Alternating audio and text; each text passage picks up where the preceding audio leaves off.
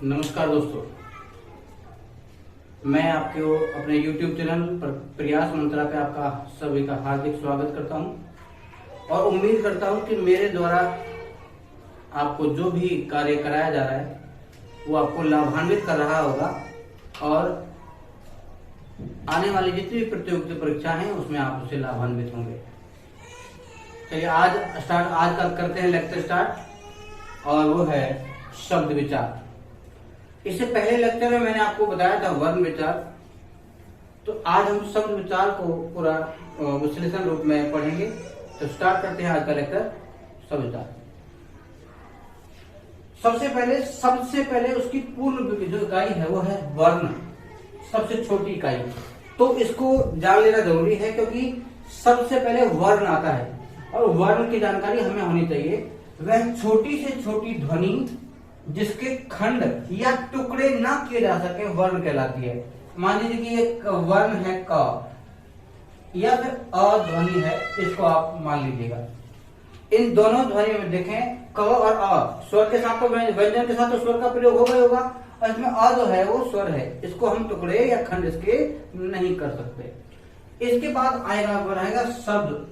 शब्द क्या है? वर्णों का एक सार्थक समूह है, क्या रहता है? शब्द कहते हैं। जैसे मैंने कमल कहा तो कमल एक सार्थक है। अगर मैं इसको तोड़ के कहूं तो मलक हो सकता है या लमक हो सकता है, जबकि ये दोनों क्या हैं? ये एक निरर्थक शब्द है। क्या है? एक निरर्थक शब्द है।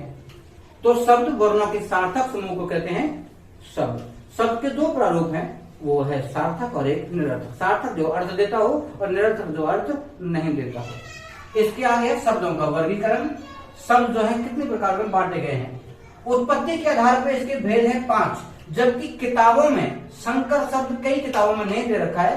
तो हम सबसे पहले पढ़ेंगे तत्सम शब्द। तत्सम किसे कहते हैं? तत्सम शब्द यानी संस्कृत भाषा के वे शब्द जो हिंदी में ज्यों का त्यों प्रयोग में किए जाते हैं उन्हें हम कहते हैं तत्सम। जैसे एक शब्द मिलेगा आपको घृत। अगर मैं घृत का तद्भव कहूं तो घृत का होगा घी, तो इसे कहते हैं तत्सम यानी डिट्टो जैसे ही। और एक शब्द है विद्यालय। तो ये जो विद्यालय है, ये जो शब्द है ये संस्कृत का है, लेकिन हम इसे पाठशाला कह सकते हैं। तो आइए कुछ पहले देखें तत्सम और तद्भव के कुछ उदाहरण। जैसे लिखा घोटक। घोटक तत्सम है और उसका तद्भव बनेगा घोड़ा। ऐसे नृत्य। नृत्य कहते हैं नाच। और आगे स्कंद। स्कंद मतलब कंधा।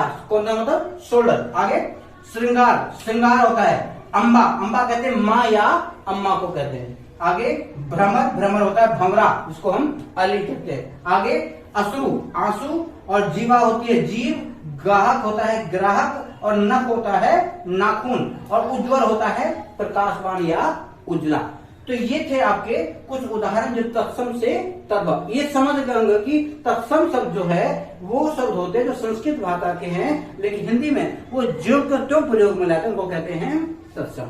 आगे बढ़ते हैं। इसको मैं पहले इरेज कर दूं, फिर आगे बढ़ते हैं दूसरी तरफ। देखिए अब आएगा तद्भव, यानी संस्कृत भाषा के वे शब्द जो रूप परिवर्तन करके हिंदी भाषा में प्रयोग किए जाते हैं उनको कहते हैं तद्भव। जैसे मैंने आपको कहा जो संस्कृत में घृत है हमने इसको घी कहा, इसका मतलब है कि ये हो गया उसका तद्भव रूप।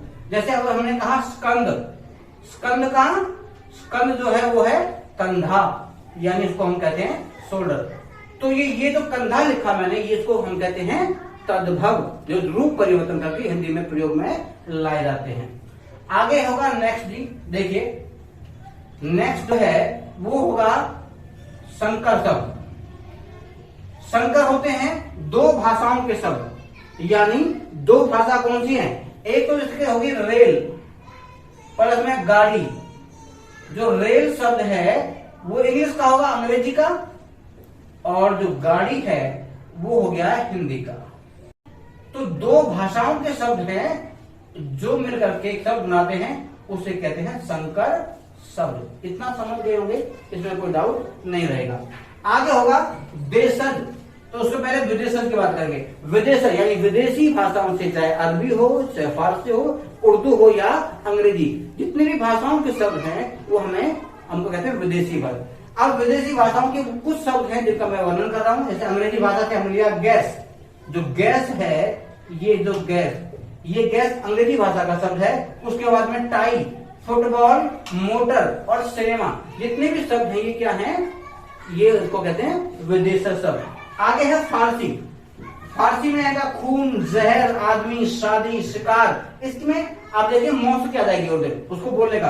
अरबी आजाद, औरत, शतरंज, सबूत, ये सभी का है अरबी। और पुर्तगाली शब्द है तौलिया, नीलाम और फीता।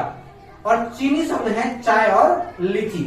इसके साथ और भी बहुत जैसे मिल जाएंगे आपको रशियन शब्द जो कि है, रूसी शब्द है, मिग है, वोदका है, स्पुतनिक है। ये सभी शब्द जो है विदेशी शब्द है। और हमने पढ़ा अंग्रेजी के, फारसी के, अरबी के और पुर्तगाली और चीनी भाषा के साथ साथ रूसी भाषा के शब्द जो हमारे हिंदी में प्रयोग किए जाते हैं। इनको हटाते हैं जी, आगे बढ़ते हैं। उसके बाद में देखिए, तो सर अब बच गया देशज।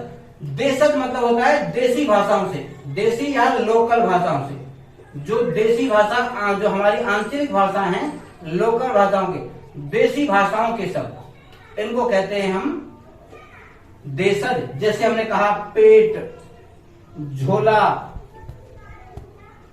ठीक है, या बस्ता आदि। ये जितने भी शब्द हैं ये शब्द क्या करेंगे आपको देसी भाषाओं के यानी लोकल लैंग्वेज से जो शब्द हिंदी में प्रयोग में लाते हैं उन्हें कहते हैं हम देशज, देसी भाषाओं के शब्द। तो ये आपको क्लियर होगा। उत्पत्ति के आधार पे शब्द के 5 भेद हैं। सबसे पहले तत्सम, तद्भव, देशज, विदेशज और संकर शब्द। चलिए इससे आगे बढ़ते हैं।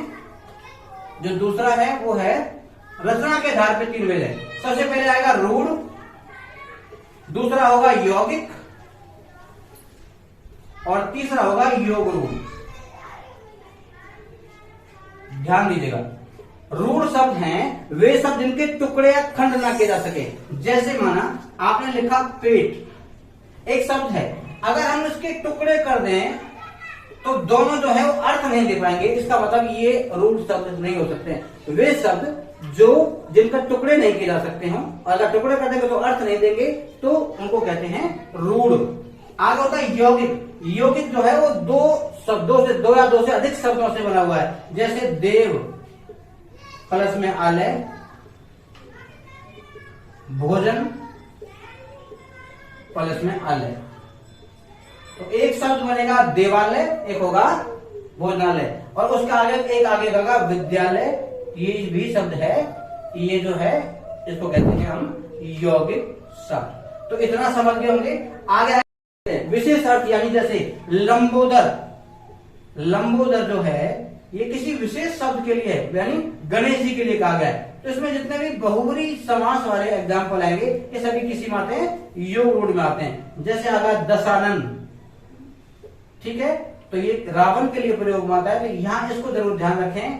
आगा त्रिनेत्र, त्रिनेत्र तो ये जो है वो शिव के लिए आता है। तो इसमें विशेष के लिए जो प्रयोग में शब्द आते हैं उनको कहते हैं योग रूढ़। तो हम आप देख रहे हैं कि आपने पढ़ा उत्पत्ति के आधार पर 5 प्रकार पढ़े, जबकि रचना के आधार पर आपने पढ़े 3, रूढ़, यौगिक और योग रूढ़। उम्मीद करता हूं यहां तक का जो लेक्चर है आपको क्लियर हो गया होगा। कोई डाउट हो तो मुझे आप कमेंट करके कह सकते हैं। नेक्स्ट है, जो अगला है वो है आपका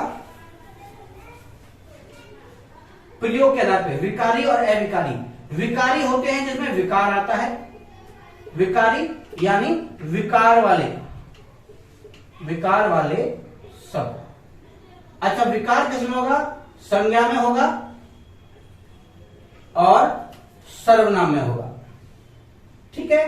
इनमें विकार आने की संभावना बनी रहती है। साथ साथ में अविकारी जो हैं वो अविकारी हैं जिनमें कोई विकार नहीं आता। एक होता लिंग, वचन, काल और कारक आदि में भी इनका कोई परिवर्तन नहीं होता, उनको हम अविकारी कहते हैं। जैसे और, या, किंतु, परंतु, ये सारे और, या, अथवा, किंतु और परंतु आदि ये जो शब्द हैं इनको कहते हैं हम लोग, इनको कहा जाता है अविकारी शब्द, जिसमें कोई भी अविकार नहीं आता है, उसे कहते हैं अविकार। तो यहां तक आप समझ गए कि ये भी आपका क्लियर हुआ, योग रूढ़ तक क्लियर, अविकारी तक क्लियर। अब आएगा निरर्थक और सार्थक। तो मैं यहां तक, इसको आगे बढ़ते हैं। अगला टॉपिक है हमारा अर्थ के आधार पे। देखिए, अर्थ के आधार पे होंगे आपको दो, एक होगा सार्थक और एक होगा निरर्थक। सार्थक मतलब जिसका अर्थ निकलता हो, और निरर्थक कहते हैं उसको जिसका अर्थ नहीं निकलता हो। जैसे मैंने कहा कलम, कलम आप समझ गए, कमल जो कि मैंने आपको पहले ही बताया था, ठीक है। अगर मैं ये सार्थक शब्द है, इनका कोई ना कोई आपको मीनिंग अवश्य मिलेगा। कलम को कहते हैं लेखनी और कमल को कहते हैं जब फूल का नाम है। और जबकि निरर्थक शब्द है तो हम इस शब्द को तोड़ सकते हैं। जैसे हमने कहा मलक या लमक, ऐसे ही हमने कहा मलक या ऐसे ही। तो देखिए, यहां कलम है, यहां लमक है, सेम टू सेम, मतलब इनमें बदलेंगे तो इसका तोड़ करके हम देखेंगे कि ये जो शब्द हैं ये निरर्थक हैं, लेकिन साथ में कहते हैं इनका कोई योग नहीं होता है। तो ध्यान रखिएगा, सार्थक वो होते हैं जिनका अर्थ निकलता है और निरर्थक होते हैं जिनका अर्थ नहीं निकलता है। उम्मीद करता हूं आप आज का लेक्चर आपको पसंद आया होगा। अगर आपको कैसा लगा इसकी कमेंट करके अवश्य बताएं और अधिक से अधिक जिसको शेयर करें, ताकि हम और आगे जो नए टॉपिक हैं वो आप तक पहुंचाएं। तो शब्द विचार का टॉपिक यही था आज के लेक्चर, बस इतना ही। मिलते हैं जल्दी नई वीडियो में, तब तक के लिए बहुत बहुत धन्यवाद, नमस्कार।